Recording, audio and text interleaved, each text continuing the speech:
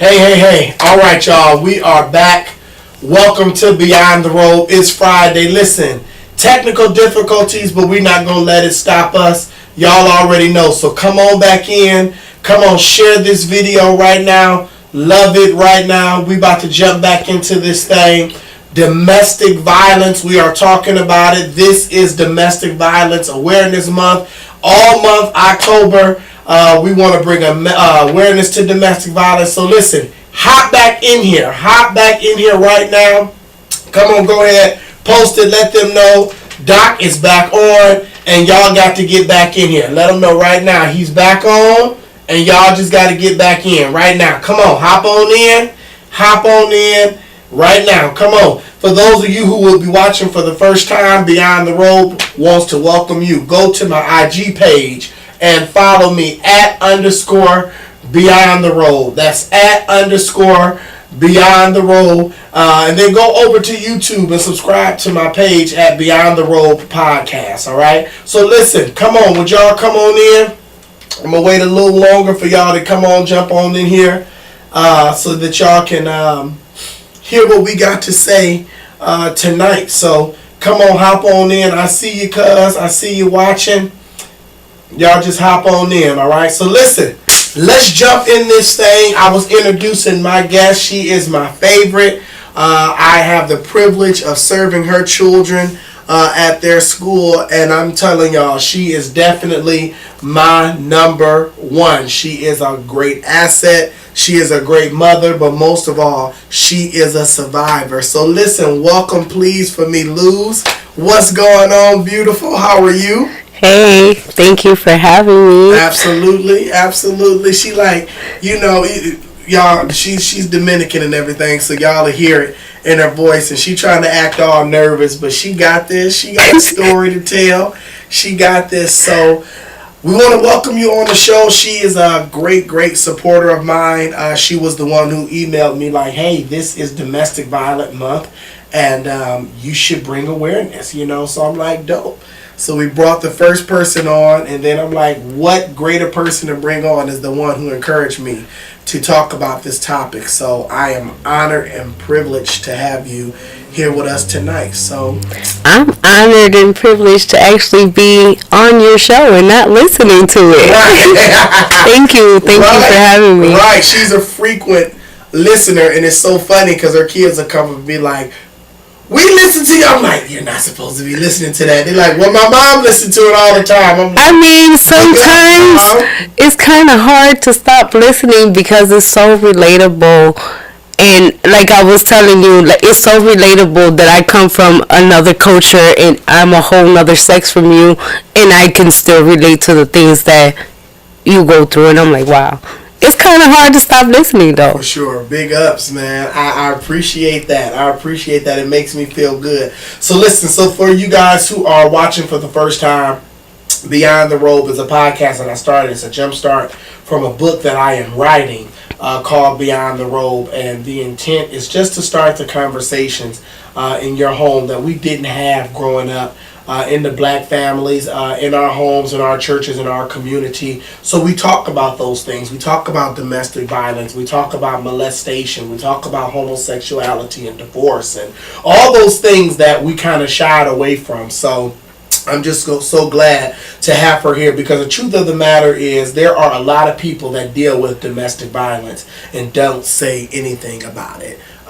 They're embarrassed, they're ashamed. So if you're watching tonight, a lot of people don't know how to escape their situation, nor do they have the courage. Yeah, for sure. Nor do they feel like they have the power to walk away and be okay. Yeah, for sure. So we're about to get in it. We're about to hop in it. You guys know we are very transparent, so let me say this to my viewers. This is not a church-based podcast. Yes, I am a pastor.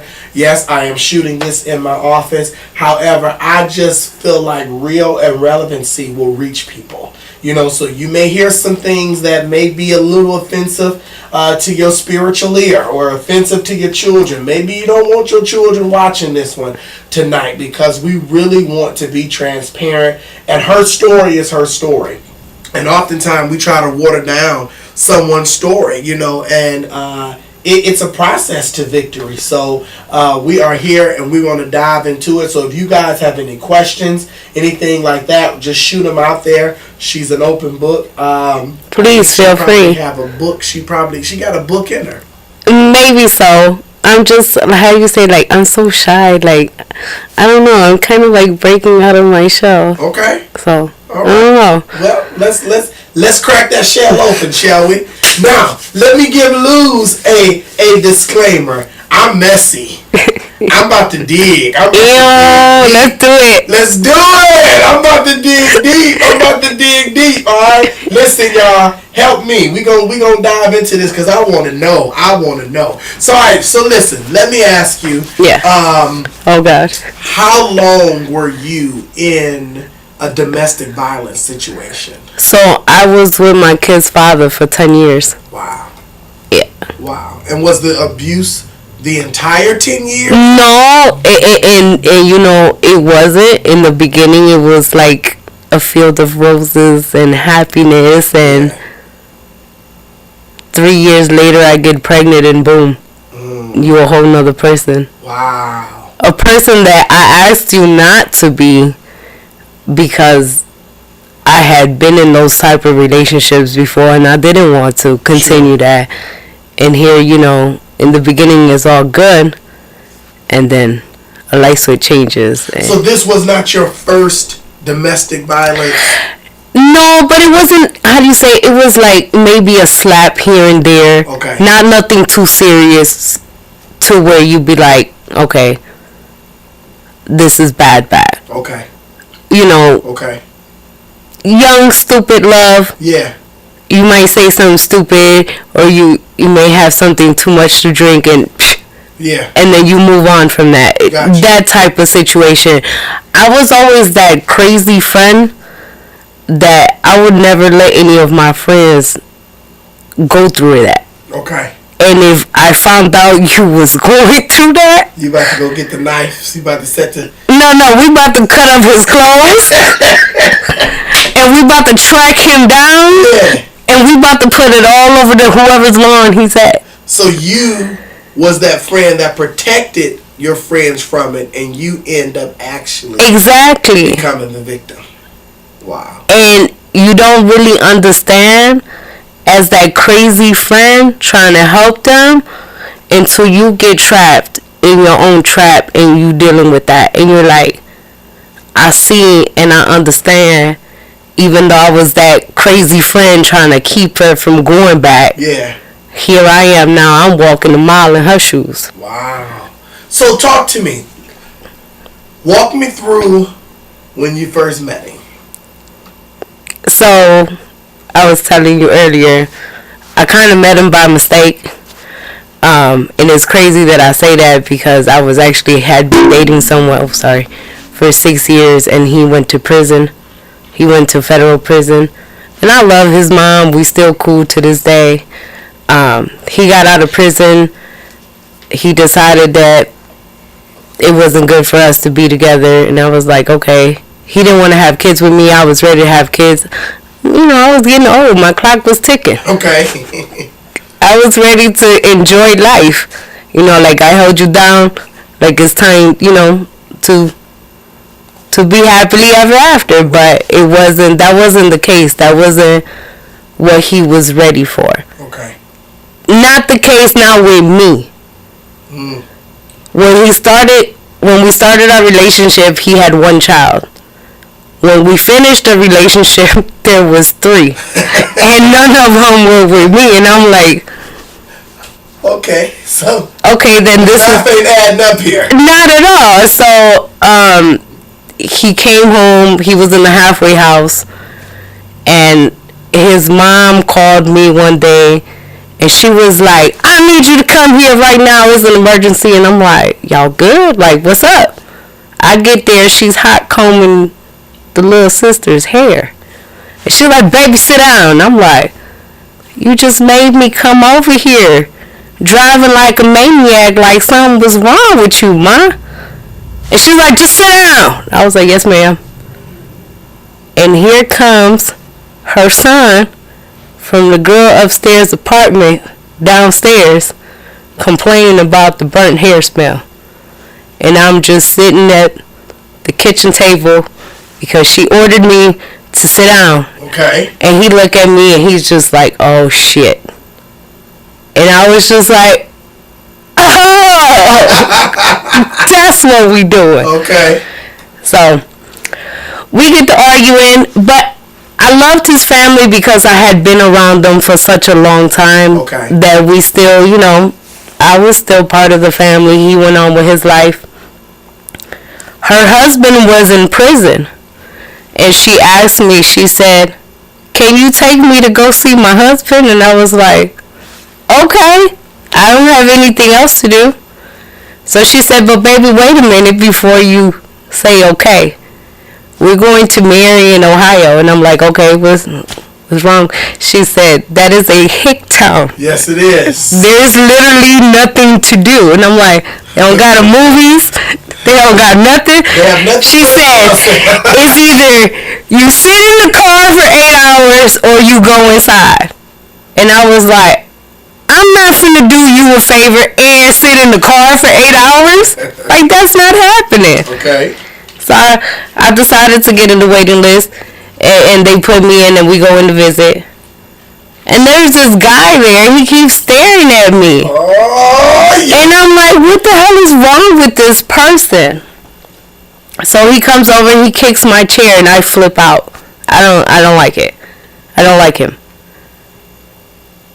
Now, is this guy a visitor or an inmate? An inmate. Okay, come on. Now the story getting real good. All right. No, because so I didn't really think nothing of him. I kind of put him in his place and, whatever. Went on with my life. But he kept staring at me. And I'm like, Ma, like, what's wrong with this person? Like, why?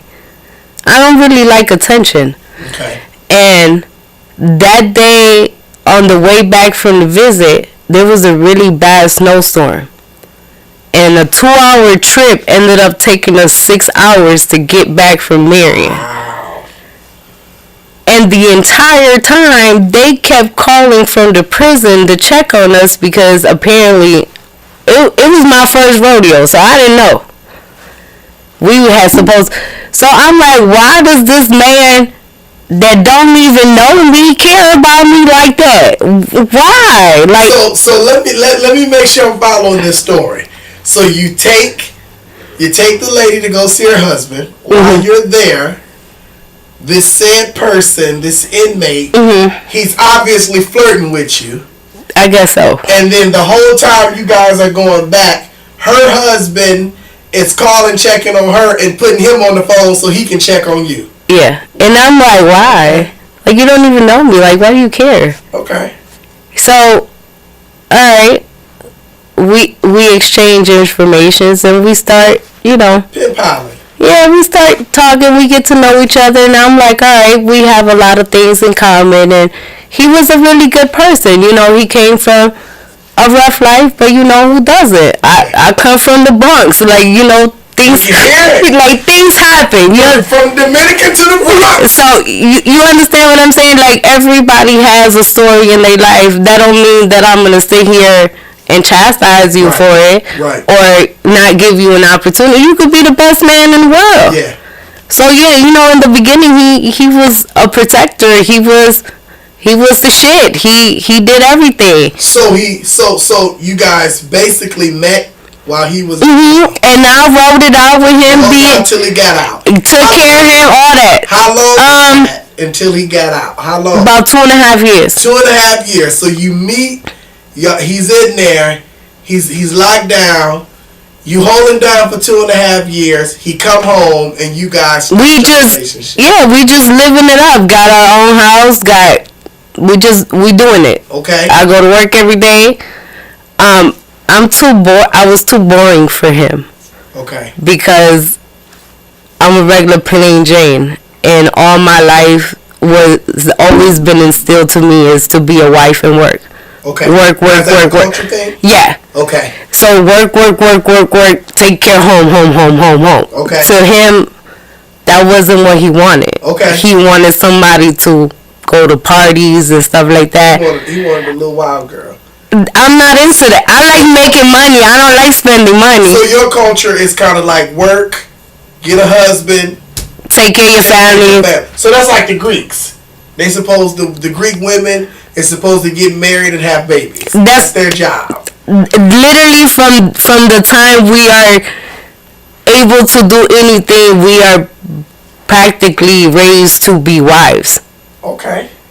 But actually, by the time I was 8 years old, my main job was to cook dinner for the entire family in my house. You got to know how to cook when you... Exactly. I got it. I follow that. And not only that, my mom always worked all the time. 2 jobs. Okay. Sometimes 3 jobs. Like, she was always a hustler. She was always working. So my job was to make sure the dinner was ready by the time everybody came home. Okay. So here it is. You got this instilled in you. You're thinking, I'm a great woman. I can cook. I can clean. I was raised to be this woman to you, but it's not good enough for you. Right. But still, at this point, a healthy relationship, no abuse. Not yet. When did it take a turn? So, while he was incarcerated. So he went back. No. While he wasn't, he's home. Okay. While he was incarcerated, I found out some things about him. Okay. And as a get back, I cheated on him. Okay. That person developed an attraction to me and would write me letters. And he came, while he was cleaning out my vehicle, he came across this letter. And that's when everything changed. So wait. Now here I go. Now keep in mind. Y'all messy now. No, I'm ready. Here I go, because I'm about to dig. Y'all know I'm messy. Y'all know I'm about to get her. Y'all know I'm about to get her. What did I find out? It's no, not that. Oh, okay. But I mean, you can share that too. But it sounds like you like bad boys. Because you say he found a letter. So the person you cheated with ended up going to jail too? They did. Oh yeah, you like bad boys. Straight from the VA. Hey, okay. Alright, okay. Alright. So you cheat. He finds this letter while he's cleaning up. So it sounds like he's a good guy cleaning out your car. Yes. Yeah, good guy so far. So thus far. Because now I don't make excuses for anything, but as we know, a man, woman is his pride and joy, right? Absolutely. A man can cheat. But now keep in mind, this cheating happened while he was not even a free person. He was incarcerated. But you guys were technically in a relationship. Kinda, sorta, yeah. But the only reason why I did it was because I found out that he was also carrying on another relationship with someone else. Okay. So I'm like, well, both of us ain't putting money on your books. Exactly, like you need to figure out what you're doing, because the player gonna show you how to play the game. Exactly. I got you. Okay. But the crazy part is that when I cheated on him, it happened that one time. And that person did go to prison because he did some crazy stuff, but I didn't find out until after I didn't see him for a while, and I just so happened to ask the question, like, what happened to so-and-so? And they was like, well, you ain't seen him on the news. And I'm like, damn, the news. So I was just like, well, what happened? He was an abuser. It turned out that he was also a monster. And I'm not, trying to put nobody's business out there, but he had went to jail because he beat his baby mom over the head with a hammer. So I actually beat her with a hammer. Like a few years ago, like that was on the news, and you know what? I dodged a major bullet then. God has been protecting you. Amen. Wow. So, okay. So you cheat. He finds out, And now keep in mind he had been home from prison. He had just gotten released like maybe a month or so. Okay. Listen, the third night he was home, we was dealing with cheating already. From him. In the free will. So that what I did back then, no comparison. But I mean, let's just be honest now. And I understand. For how long? I believe it was 7 years. Come on now, 7 years. I ain't even. And you know what? I learned that from the first guy that I was with. Whoa, come on! The guy. Wait. The guy from that was in the feds. The guy that was in the feds. No, learning from him, being with somebody that has gone to prison. Ladies, please do not expect that man to come home and just be about you. You understand? Whoa. Because that's not what happens. Like going through a divorce. They go buck wild and crazy. Divorce and you've been married all them years. You about You about to be Tatiana out here. Oh, you about to be what? Come here. So I learned, you know what I'm saying, to let things go.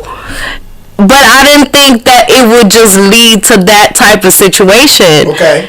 And when it happened, the first time he hit me, it was at his mother's house. Let's get in it. So he finds his letter. Mm-hmm. Okay. He confronts you about the letter. Mm-hmm. Now, are you guys at the mother's house, or that's when you turn? No, we was at like all shit went, everything went to hell. They was watching me get my ass whooped through the window. After they found when he found the letter, he asked me to come outside, and I'm like, well, at this point, you can't really run from the truth. You understand what I'm saying? Like your hands, everything is in your hands. It happened, and this is the reason why I did it. So he finds the letter. You come out. But look at what you did since you've been. I got you. So walk us through that. So was this the first time he hit you? Yes, that was the first time. He found the letter. Yes. Walk us through that moment. So he reached over with the letter in his hand, and he literally slapped the shit out of me. He walked me over because we were outside. Everybody was inside. We was at his mother's house for a gathering. It was some kind of dinner or something like that. We were over there. And I remember seeing, like, he was just whooping my ass, just, like, from the car to the garage door. He body slammed me a few times. And I could just see everybody, like, looking out the window and nobody stopping it. Nobody. And then he told everybody we was leaving. And he kept hitting me in my face, like, the entire way home. When we got home, he just continued on. He said he was going to kill himself. He pulled out a gun. It was like the whole 9 yards. Wow. I believe it was like 2-3 days later, I found out I was pregnant with my first daughter. Wow. I see the tears coming. Wow. Is that why you didn't leave? Because most people will say now, after that, why didn't you leave? That what you described, that would have been enough. I didn't leave because I had all these values in my head that I didn't want to be another single mother like my mother was. And I never wanted to struggle like she did. And I always wanted to be that 2-parent household. And then part of me also thought, well, maybe it's my fault. Maybe had I not did these things, maybe that never would have happened. Self-blame. Exactly. But the crazy part was that the first day he came home from prison, you know how you go around saying hi to everybody? I got to meet his cousin. And he told me, you don't know what type of monster you're dealing with. Wow. And that comment has always stuck to me. That he was right. That was a very true statement. Wow. And the person that was supposed to be my biggest protector, because I told him like everything that I've been through in my life and the things that I wanted and I expected out of life. I was pretty old when I kind of got pregnant with my first child. I was 28 and I had her at 29. So I'm pretty much always had my head screwed on the right way and always been about work and values and getting my stuff together. So I just didn't want to be a baby mother. I got you. And I didn't want to have a kid with piece of shit. But you know what? I thank God that all three of my kids belong to him, because I can't fucking compute having to deal with 3 different shitty families. One is enough. So you have 3 children by him? Yes. Wow. All of them are by him? Yes. Wow. Yes. So I was pregnant for 3 years consecutively. Okay. Like, literally every time this man touched me, I got pregnant. He was toxic like that. Wow. And I did not enjoy being pregnant. How everybody loves their pregnancy. To me, being pregnant was living through another nightmare, because every time I was pregnant, it seemed like the abuse was more and more. Wow. So let's talk about it.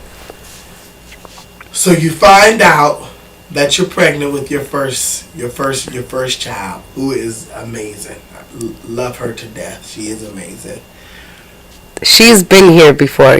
She's an old soul. She really is an old soul. She really is an old soul. She came here to save me. So wow. She came here to save me. That's deep. Because sometimes I feel like when she talks to me, like I'm her child. Like she's here to make sure I'm okay. She worries a little bit too much about me.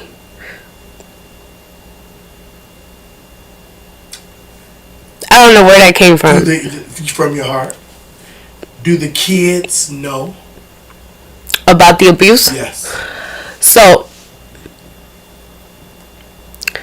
I thought that they didn't know about the abuse, and also keep in mind that they were young toddlers.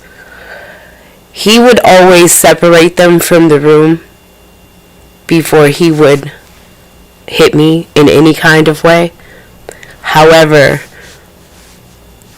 children are nosy, and it's been times where we just randomly just hanging out, and my son or my daughter would just break out and be like, "Mommy, do you remember when Daddy had a gun to your mouth and he made you say your prayers?"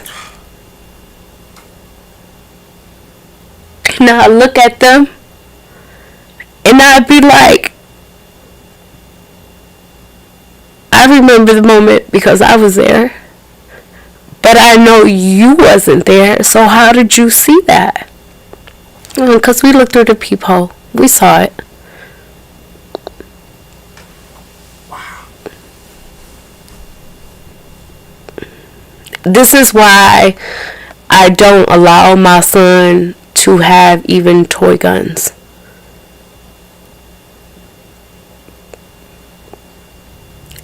I don't allow him to play with guns. I don't allow no one to gift him guns, because my son developed a gun fascination from having and seeing and being around guns till it's not normal.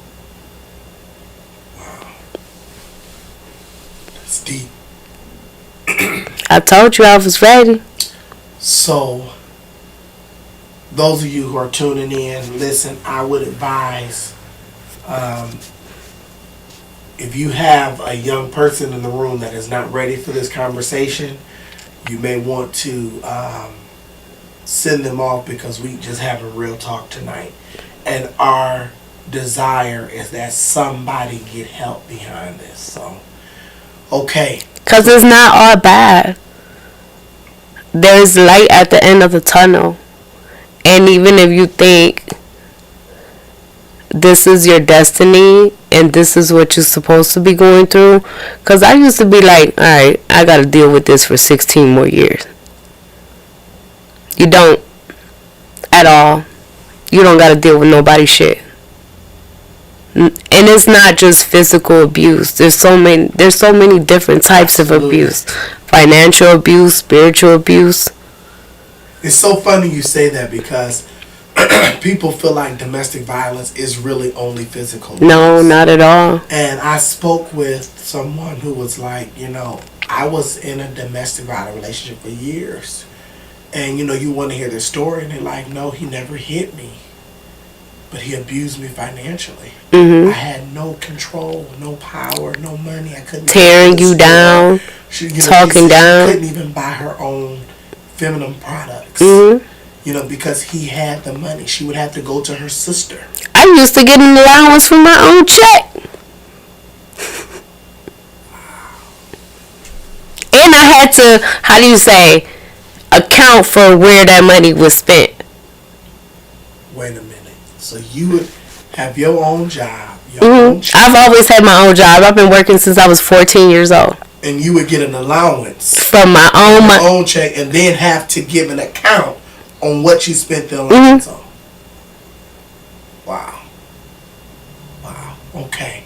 So you go through that. It was times where I was sick, and he wouldn't allow me to go get medical attention until my fever reached a certain point to where, okay, she got to go to the hospital. And if they kept me in the hospital, it was war. The doctors would hear him yelling at me through the phone. I'm sick. What do you want me to do? Croak and die? What you gonna do then? Goofy? Wow. It's so many different types of abuse. So would you say you hit all of them? Yes. I don't know. Have you ever saw that Surviving R. Kelly when she talks about that list?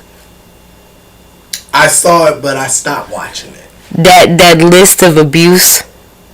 I can possibly check every single one of them off. Wow. That's just how bad it was, and sometimes to the intent it was. Sometimes I would get hit just to be told that I wasn't shit and I wasn't never going to be anything. Wow. Now I'm going to ask a question that I know a lot of people, a lot of viewers are watching, and they're probably thinking it, and they probably, whatever. But I'm sure so many people said, well, why did you stay so long? You had 3 children. Obviously, you weren't that afraid, or, you kept sleeping with him, or, I'm sure you probably heard a lot of those questions too, why? I didn't see a safe way out without me not dying. When I thought about a future, I didn't really see one. I knew, and I would tell him all the time, that I was going to die by his hands. He was going to hit me the wrong way, and I was not going to make it. Wow. And I feel like God puts certain situations and things in your life as that's your out, and you better take it, and you better run, and you better make it. Wow. So let's talk about the process of kind of seeking help. Did you ever kind of hint to someone what you were going through? Did you ever write a letter to some? Was there ever any times you tried to cry out for help? Absolutely, plenty of times. And I actually had the courage one time to call the police. And I'm laughing because shout out to the Cleveland Police Department. Y'all ain't shit.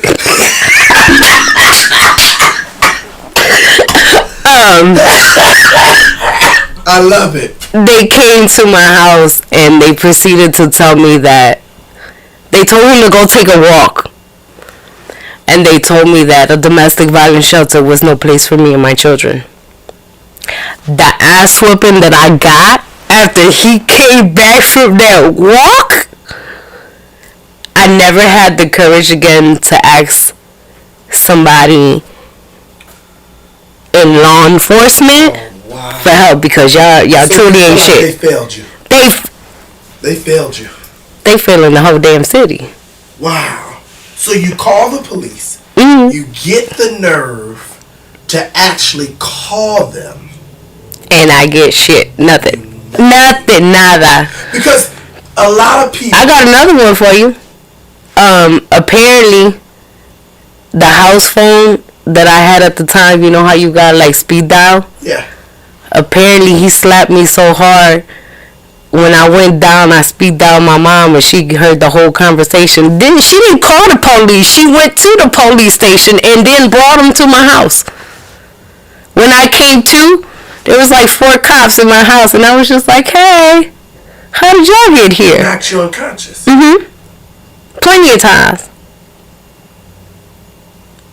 Slapping me.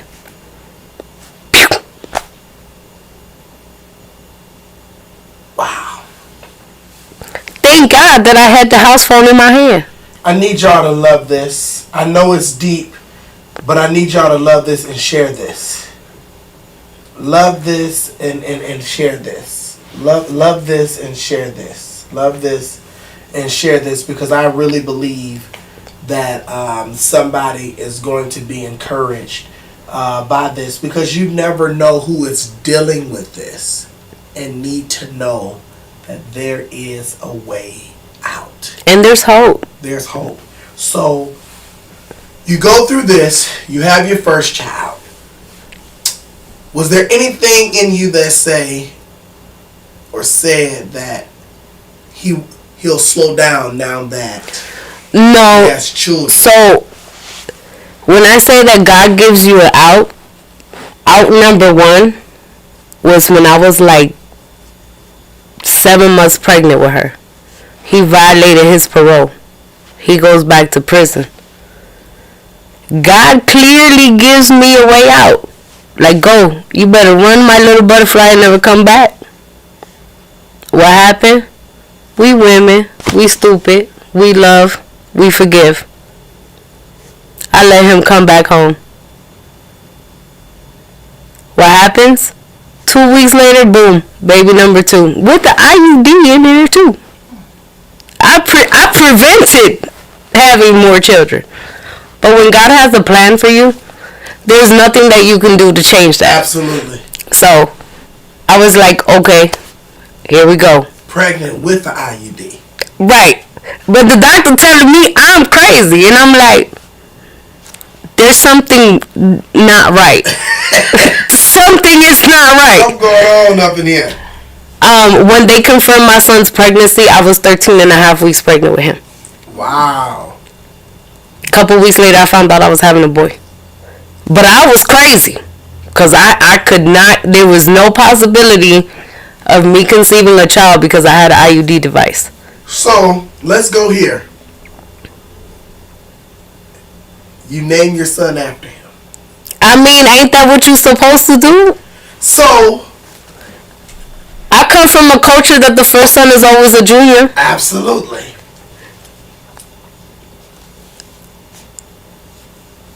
Do I regret it sometimes? I wanted to ask you. My son has asked me to change his name. My children have asked me to change their name. Wow. They want to be Martinez. But I don't ever want to take that away from their father. You understand what I'm saying? Sure. I grew up without a father. And the only relationship that I have with my father is talking to him over the phone. Like if I go to the Bronx right now and I walk by this man, I wouldn't even know. Wow. So it's like I want my kids to continue and know that people grow from these things. True. And just because they seen these things and these things happen, that don't necessarily mean that who their father is going to be for the rest of their life. People have the capability of changing. Do I want to be around you? Hell no. I got you. You can do all the changing you want over there. So, your daughter, then your son, and then your baby. Oh, Gizmo. Oh, that's my baby. Yeah. So she was a pill baby. Here's the third. Get out of here. I promise you. She was a pill baby. Wow. I didn't. It was just in the plans for you to have these kids. I actually found out that I was pregnant with her in a trip to the ER. Now, was that due to illness or due to him abusing? No, he had actually whooped my ass to the point that I couldn't breathe, and he had bruised my ribs, and he also broke my nose at that time. So I have a permanent bone in my nose that they can't fix because it would collapse my nose. And after they told me all that, she also told me, congratulations, you pregnant. And I was just like, I was not having it. That was not me. I was not sitting here with two black eyes and you telling me I'm pregnant again. But I want to tell people this, just to give them a little bit of courage, because the state of Ohio really doesn't protect domestic violence victims. And if you trying to seek for help, or if it gets out into the open that you have not tried to seek for help or have documented the abuse in any kind of way, you do get charged with child endangerment and your children do get removed from the situation. The only thing that saved me was that from time to time, when I did have to go to the hospital because he did something really bad, I would tell the hospital everything, but not give up his name. They couldn't, if they were smart enough, because I would always go to the same hospital I had my kids in, and he signed the birth certificate. All they had to do was solve their own mysteries. That part. But I would make the report. They would bring an officer in, try to get you to say his name. You don't have to. But that right there will save you from getting your kids removed in a situation with domestic violence. It's almost like they punish you. You victimizing the victim even more. And I learned that from one of my friends from before, that I used to come and save her every time she went through something. And she was like, if you ever find yourself in a situation like that, you got to make sure you document these things, because the law turns around and they charge you with these. Wow. And a lot of people don't know these things. You can secretly tell people and you don't have to give up their name. Just make some type of effort to document it on the outside. Yeah. And that right there will save you. Wow. Let's talk about your road to redemption. Let's talk about the last instant. What happened? Where were you? What did it look like? My last ass whooping or my road to redemption? Okay. Yeah. So we're going to intertwine both okay. of them, because we got about 10 minutes. So the last one, because we all have excuses and we be like, oh, if he hit me, I'm leaving.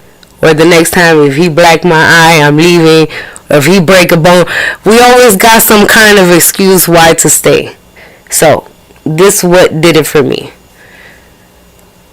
Everybody knows that my kid's dad went to prison, and he just got done doing 4 years, and he just went back in there for violating his parole.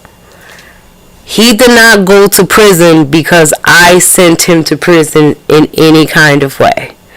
There was another situation with his other baby moms, and he stepped in. He was the aggressor. He got sent to prison because he did some things that he wasn't supposed to do. That was my holy grail. You better get out and you better run. And you better hit that pavement going full force. He had time before he actually had to turn himself into prison. And in that time, he became a very angry individual. And a lot of his anger, even though he was not going to prison because I did anything, he was going to prison, period. And he knew that basically that was the ending of everything that he had. Yeah. A lot of his abuse got reflected onto me. Anything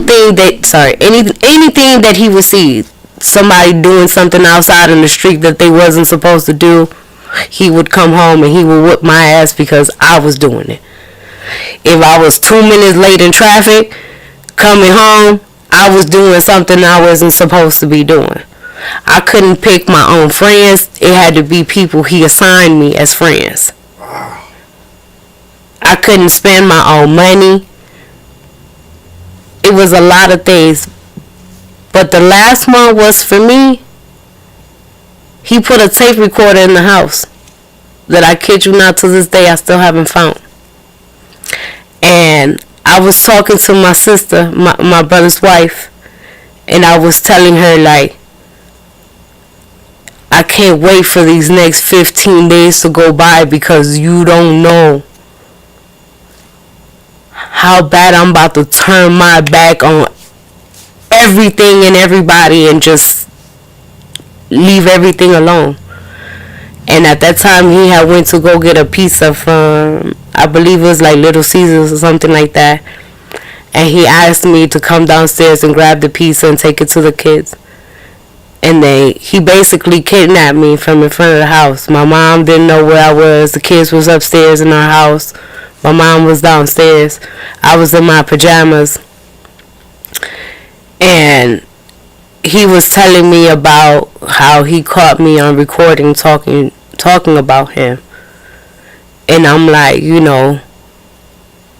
like, why wouldn't I feel like that? You just made us lose our house. You just made us lose our business. You just made us lose everything because you couldn't control your emotions. Now we sitting up here living in my mom's house and you getting ready to go to prison. Making me exactly what I didn't want to be. A single mom. But like you said, I'm not shit, right? I'm never going to be anything. I'm always going to work the same piece of shit job. So, these things made him angry. And they made him upset. And that day he said he was going to kill us. And he was going to get on the freeway. And he was going to crash the car. And I'm really freaking out because I believe these things. I've had guns in my mouth. I've been held at knife point. I had an infection one time because he jammed a gun so far down my throat. The gun oil gave me an infection in my throat. So I really believe when he say I'm about to kill both of us. And I know in the state of mind that you are right now, I know you're getting ready to do it. But for some reason, he didn't turn onto that I-76 on Denison by the car wash. He made a right on the street where little buy here, little pay here car lot is at. And we were riding down the street and I just kept looking at the nozzle. And I seen some people on the porch.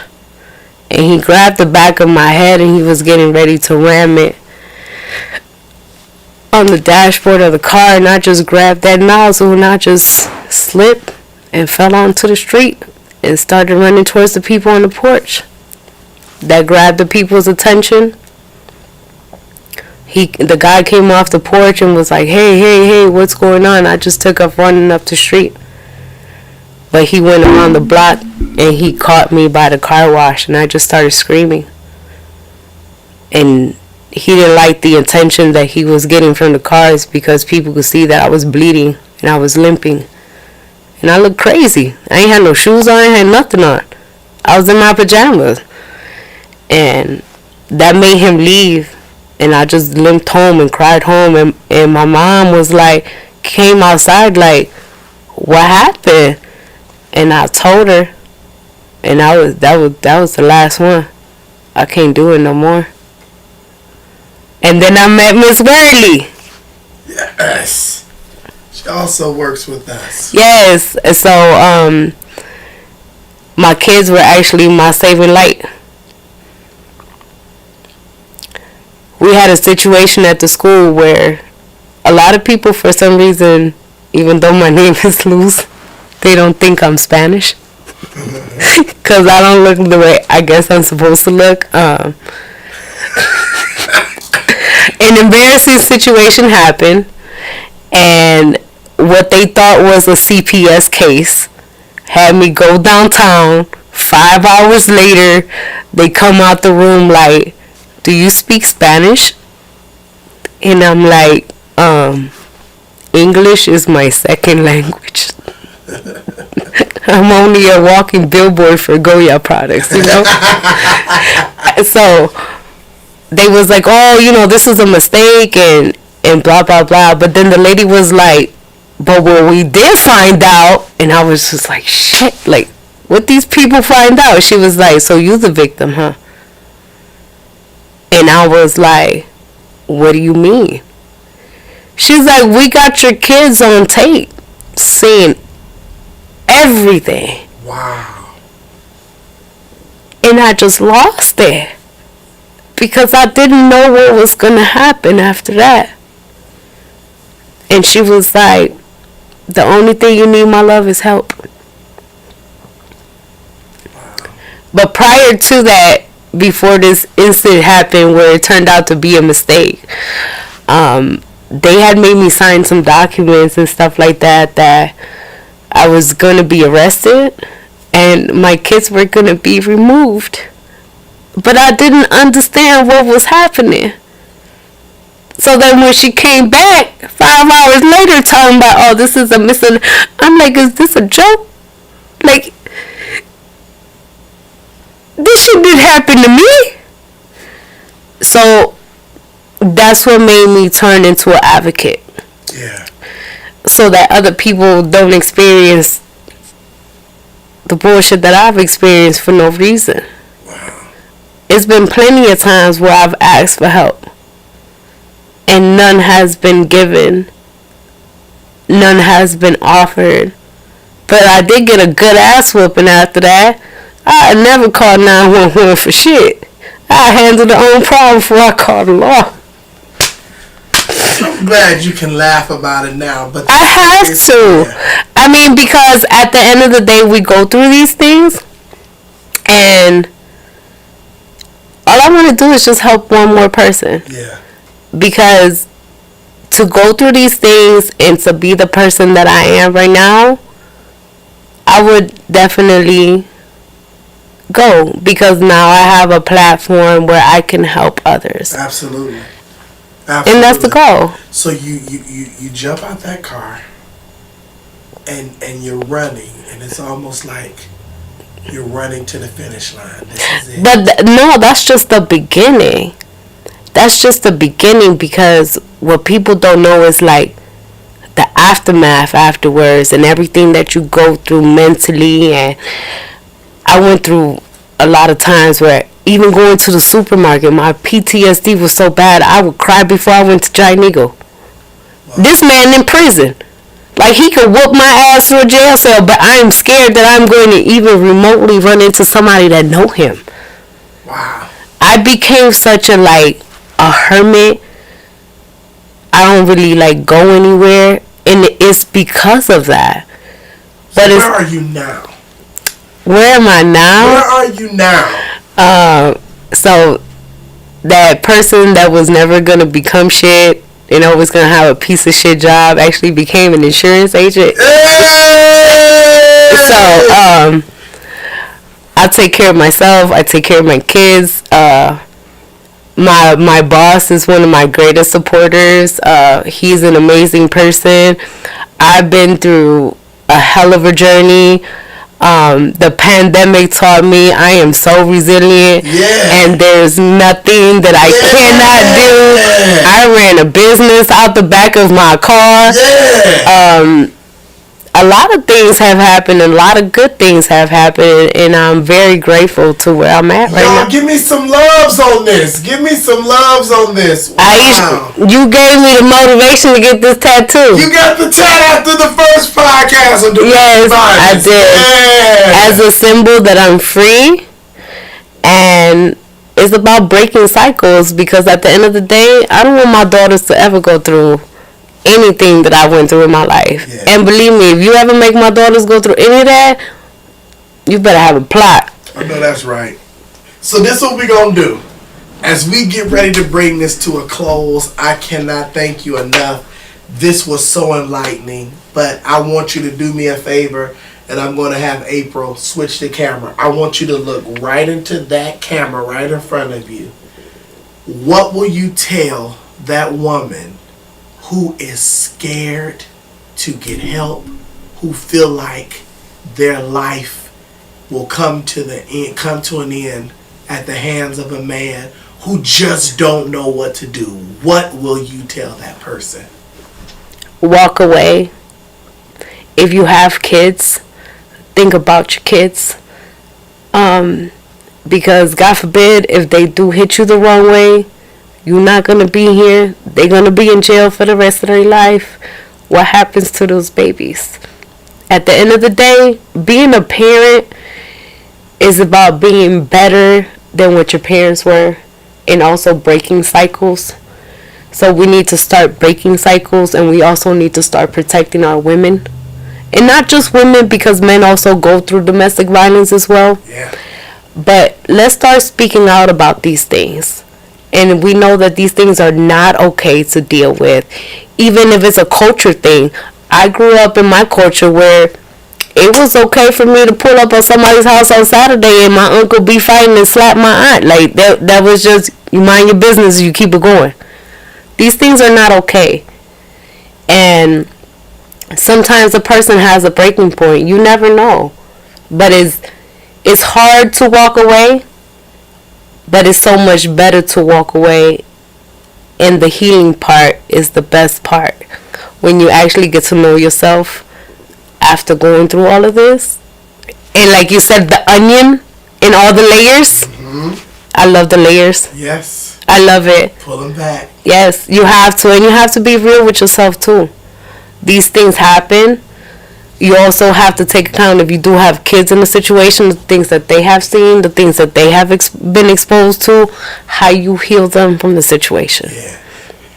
Listen, I am so grateful for you. You are my number one parent. I'm telling you, I am so grateful. Thank you for having me. I'm thankful too, because I got this little post-it note on my computer that my boss says, and he lives by these words, and he says, just remember that 5 years ago you dreamt about where you are today, right? But my reality is that 5 years ago I ain't really have a future, but now I do. Listen, y'all, that's enough. Can we just keep loving this? Let's thank her in these comments. Let's just blow her up. Let me see some hashtags. She's a survivor. Thank you so much, Luz. Thank you. Thank you for being a part. All right, y'all. Y'all know what it is. It's Friday. It's date night. I'm out. Peace.